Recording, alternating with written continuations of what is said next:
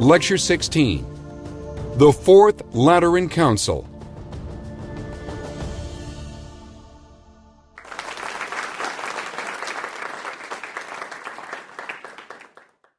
Welcome back. In our last lecture, we saw a turning point that today is hailed as one of the most significant developments ever in the area of human rights, law, and justice. This was the drafting of the Magna Carta by 25 English barons and King John's acceptance of it in the year 1215. The problem is, when it occurred, this event was important precisely to the 26 people immediately involved and no one else. 10 weeks after its instantiation, the document was declared null and void by the Pope, and it seemed likely that this would become just a footnote to history.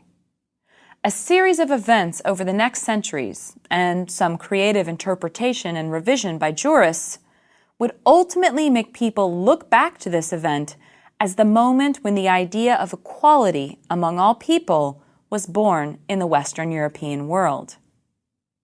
But if you were to ask the average person anywhere in Europe in, say, the year 1240, what the most important event of the last few years was, pretty much everyone from Rome to London to Paris, from the Pope to a farmer to a knight to a parish priest to a blacksmith, would say the Fourth Lateran Council. Like the Magna Carta, it too occurred in 1215, but unlike the Magna Carta, it was a turning point that was recognized for how dramatic it was at the moment it occurred. Today, when given a choice about which was the more significant event, Magna Carta or the Fourth Lateran Council, most people would say Magna Carta, and probably only because most people today might vaguely recognize those words as ones they've heard before. Unless one is a church scholar or historian, Fourth Lateran Council might not ring any bells at all. But in a weird way, the Fourth Lateran Council goes unrecognized today for its significance precisely because the canons it passed so utterly transformed Western Christianity. So pervasive were the changes that today it is difficult to imagine a Catholic Church before 1215. As we'll see in this lecture, this is precisely why it's important for us to understand it. As the name of this meeting, Fourth Lateran Council, indicates, this was certainly not the first time that officials in the upper echelons of the church hierarchy had met to issue pronouncements on matters of doctrine, theology, and practice. But this meeting was important because it had such a far-ranging impact on all people in the medieval world, even and especially those who were not Christian. And thus, it marked a dramatic shift in the way things happened in the religious realm from the Pope on down to the lowliest parish priest and his flock. In some cases, the Fourth Lateran Council was simply restating or reaffirming edicts issued by earlier church councils. So in a few instances, it wasn't necessarily declaring anything new, but rather reasserting these earlier points with greater force, as we will see. What we see here is a continuation of the efforts the Church was making in the 11th century to both shore up and increase its power while reining in some of the more unique expressions of the Christian faith. Of particular concern was the matter of heresy, or expressions of belief held not to be in keeping with Orthodox teaching. This is something the Church had repeatedly come up against from almost the moment of its inception. Very often, church officials defined the Western Church's belief systems by identifying a movement or certain practices as not Christian. So this was a reactive rather than proactive formulation of policy. What we need to remember, then, is that certain Christian offshoots were considered perfectly legitimate and orthodox by those who followed their teaching until the moment when the official hierarchy of the Church declared them heresy. One of these beliefs was Arianism, a heresy that had been popularized in the late 3rd and early 4th centuries by the Egyptian religious figure Arius, and which held that Jesus was not co-eternal with God the Father, but rather that Jesus had been produced from God the Father, and thus, while certainly divine, he was subordinate to God the Father in the Trinity. The Council of Nicaea in 321 had denounced this thinking as heresy, clarifying as orthodoxy the idea of the triune God. Father, Son, and Holy Ghost were co-eternal and equal, 3 in 1. Then there was Pelagianism, popular through the 6th century, especially in Britain. And this was the belief that humans were not all necessarily tainted by original sin, and also that it might be possible for one to get to heaven by performing good works, a belief that seemed to negate the necessity of the grace of God. Although this heresy was officially condemned as such by the Council of Carthage in 418, Pelagianism and semi-Pelagianism continued to pop up at various times and places throughout the Middle Ages. We could do an entire lecture simply on Christian heresies, but these two examples serve to illustrate how Christianity, especially in its earliest days, was not the Christianity we know today. So what we have to always keep in mind is that Christianity in the medieval world was an ever-evolving entity, and many of the traditions and customs we associate with Catholicism and its offshoots today evolved, in some cases rather organically, and then either received official sanction or got condemnation. Hence the need for periodic gatherings like the Fourth Lateran Council. In 1215, the Council officially recondemned any previously identified heresies, and it also sought to curb what had become, relatively speaking, an explosion of the founding of new monastic orders. Benedictine monasticism had, since the early centuries of the Church, been the dominant form of monastic living, but over time, some members of the order came to regard Benedictine monasticism as a little too cushy, a little too worldly, and so reform orders came into being. The Cistercians in 1098, the Franciscans in 1209, the Dominicans at almost the same moment as the Fourth Lateran Council itself. The concern was that soon there would be as many orders as there were religiously minded people with their own particular vision of what a monk should be and do. And the council sought to establish rules for the formation of these orders and curb the explosion of unlicensed religious figures. The figure of the pardoner in Geoffrey Chaucer's Canterbury Tales dramatically demonstrates the dangers for the general population if religious orders and religious followers were not strictly regulated. Chaucer's pardoner is a scoundrel who travels the world with fake religious relics, charging the gullible for the opportunity to touch them and thus supposedly receive absolution from sin, a pardon, hence his name. He is without a doubt the most negatively written of any of Chaucer's 29 pilgrims, and is most certainly the kind of figure that the Fourth Lateran Council feared might harm the reputation of the Church and lead otherwise innocent people into wrong belief and sin.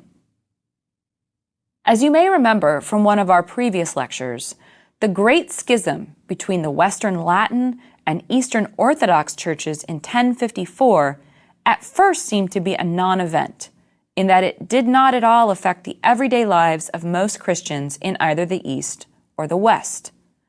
But by 1215, it was clear that this split had happened and that the formerly unified branches of Christianity were drifting further and further away from one another. The Fourth Lateran Council simultaneously tried to heal this breach while still affirming the primacy of the papacy in Rome. In Canon 4, the Council states, quote, "Although we should like to cherish and honor the Greeks, who in our time are returning to the obedience of the Apostolic See, we neither want to nor should defer to them in things which breed danger to souls and detract from the decorum of the Church." End quote. With that statement, one hand of the Latin Church gives the Eastern Orthodox Church an encouraging pat on the head, while the other hand raps it soundly across the knuckles.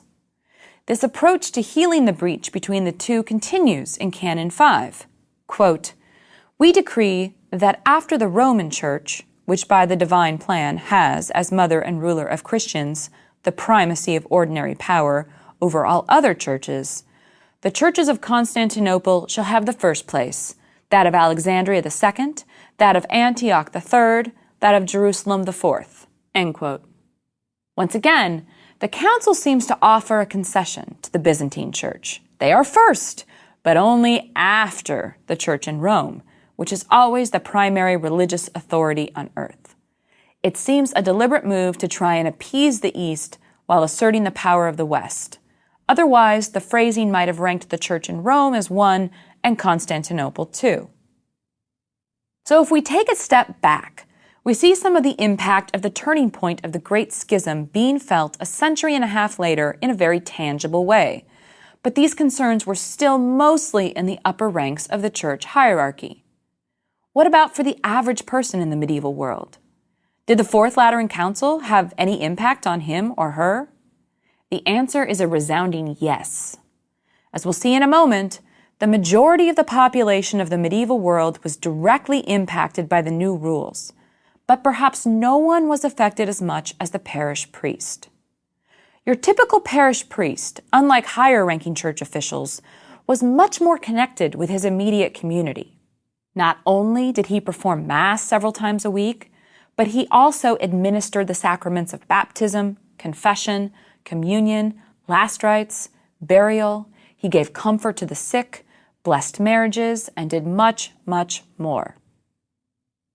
One way the council supported and enhanced the parish priest's position was by making it clear that attending Mass on a regular basis was an absolute must.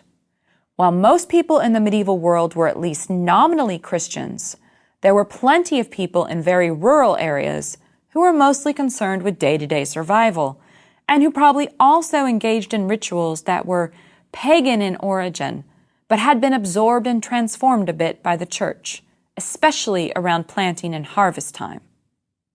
At these times, the church made what were originally fertility rituals into moments in which the parish priest might come out and bless the fields, putting a Christian sheen on an event that dated, perhaps, from before the arrival of Christianity.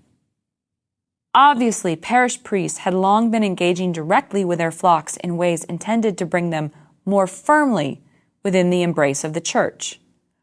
Requiring people to attend Mass was another way to more completely imbue the social order with Christianity, as was the new requirement issued by the Fourth Lateran Council that people needed to take communion and make confession at least once a year. Before this, while the sacraments of communion and confession were important, there was no hard and fast rule about how often this needed to happen. Many people probably went years between confessions or taking of the sacrament, and that had been, by and large, not ideal, but not a huge problem. Now, there was no room for excuses. These rules actually created the need for a bit more planning on the part of the parish priest. When it came to communion, this was a matter of economics and logistics. How to anticipate who was going to take communion when? What if there was not enough bread and wine? What if there was too much, and that which was not consumed would go to waste?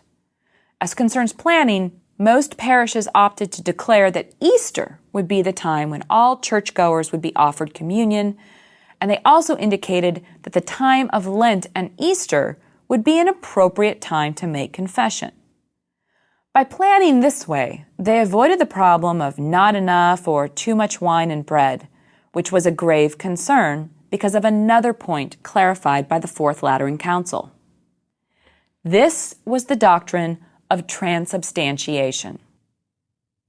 According to this doctrine, at the moment that the priest consecrates the bread and wine, they do not only represent the body and blood of Jesus Christ, they actually are transformed into his actual body and blood. Although the bread might still look like bread and the wine look like wine, they were, in fact, the flesh and blood of the Savior. Now, the Fourth Lateran Council was not the first time that this idea had been put forward. Many church scholars and other officials had long believed that this miracle occurred every time the priest consecrated the bread and wine. But it was not uniformly accepted, and many theologians had debated this point of doctrine for some time. Indeed, Thomas Becket, whom we discussed a little bit in our lecture on Eleanor of Aquitaine, had reportedly expressed discomfort with the portion of the Mass when he was required to bless the bread and wine and supposedly convert it into Christ's body and blood. And Becket had tended to hurry through this section of the Mass. It was an awesome responsibility, and as you can imagine, it led to some thorny issues. What happened if a crumb of bread was dropped and a mouse ate it? Had the mouse just eaten the flesh of the Savior? Was this okay? If not as many people as anticipated took communion, what to do with what was left? The priest and his acolytes should consume it, yes, so that none of it would go to waste? While the doctrine of transubstantiation still made many people uncomfortable, the Fourth Lateran Council was absolutely clear on this issue. If you were a Christian, this is what you believed. If you openly stated opposition or disbelief of the doctrine of transubstantiation, you risked being branded a heretic, the punishment for which could be severe and could include execution. This sanctioning of transubstantiation as doctrine, like the other canons, similarly strengthened and emphasized the importance of the position of the priest. He was the only means by which the common person could have communion with God, for only he could transform the bread and wine. But the issue would remain a thorny one and would be revisited on several occasions by later councils. The Fourth Lateran Council was important also because it added a sacrament to those already on the books: marriage. It usually surprises people to learn that before the year 1215, marriage was not a Christian sacrament. It was, more than anything else, an economic arrangement between families. At the higher levels of society, especially among the nobility, it was almost always a political arrangement. This son married to this daughter would unite these lands and make one nation more powerful and another less so. We saw this demonstrated in dramatic fashion in our lecture on Eleanor of Aquitaine, when she married the King of France, bringing with her the massive Duchy of Aquitaine. France suddenly became a power it had not been before. When Eleanor divorced the French king and married the future Henry II of England, she effected a dramatic power shift in Western Europe. Even at the lowest levels of society, marriage was usually much more than a love match, although it is at the lowest levels that we see unions that arise out of mutual affection. Among peasants, there were still economic concerns. Fields that would belong to one family and not another, animals and property that would accompany a marriage, a dowry of cash or goods. All of these were important concerns that would be negotiated by the families of the couple who intended to marry. The marriage ceremony itself was nothing like the elaborate weddings we see so frequently today. Very often, one person would bring his or her belongings to another person's home, and that was it.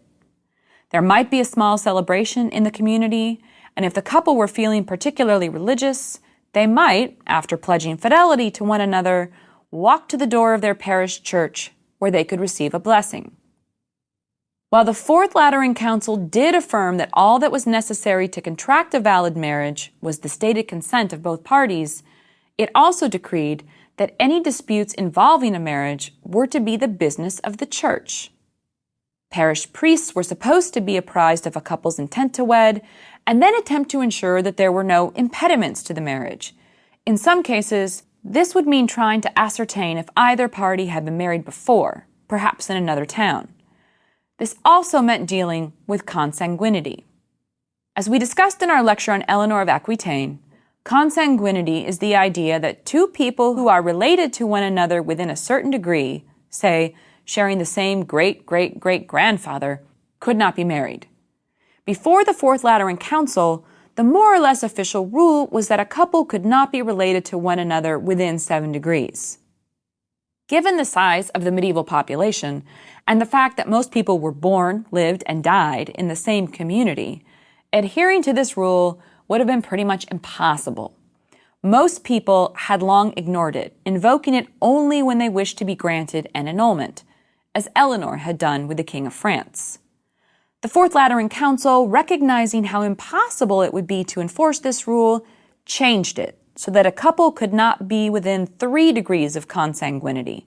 In other words, if they shared a common great-grandparent, the marriage was forbidden. The council made additional decrees concerning marriage.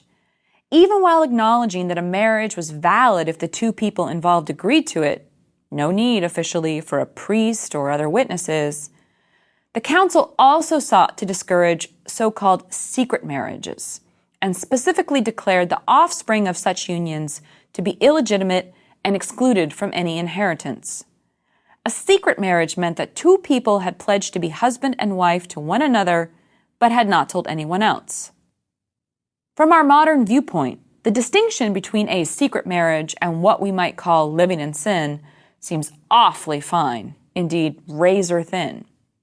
But it was a very important distinction in the medieval world, as a marriage contracted in secret legally could be an impediment to a later marriage.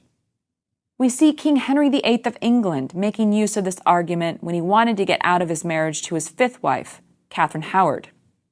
He put forth the argument that she had essentially engaged in a secret marriage, or been contracted, to a man named Thomas Culpeper, which made her later marriage to Henry VIII invalid and ultimately resulted in poor Catherine's execution for treason.